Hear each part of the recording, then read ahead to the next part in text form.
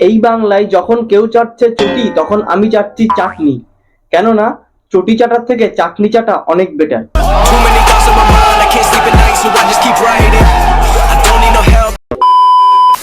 Social মিডিয়ায় তুললে আওয়াজ হয়ে যাবে সর্বনাশ। বলেন কি? ইউটিউবাররা নাকি পয়সা কামানোর জন্য ভুয়ো খবর ছড়াচ্ছে সোশ্যাল মিডিয়ায়।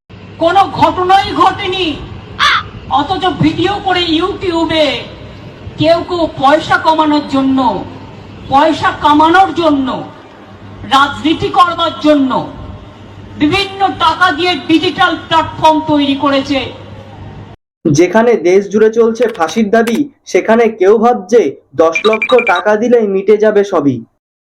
এ রাজ্যে দাদা বলে যাকে সবাই চিনতেন তিনি বলছেন এমন ঘটনা ঘটতেই পারে, তাই বলে একটি ঘটনায় গোটা ব্যবস্থাকে দোষ দেওয়া উচিত নয়।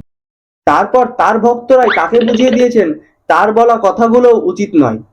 কেউ বলেন সৌরভ গাঙ্গুলিকে দাদাগিরি থেকে সরিয়ে দেওয়ার আবেদন রাখছি, আবার কেউ বলেন লজ্জা লাগছে এটা ভেবে যে রাজ্যের জনপ্রিয় দুটি শো দিদি নাম্বার 1 আর দাদাগিরির দুটো দাদা দিদি এত নির্লজ্জ।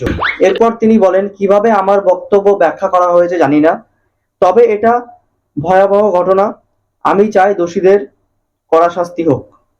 তবে যে যা বলো ভাই, हम सबका एक ही मकसद।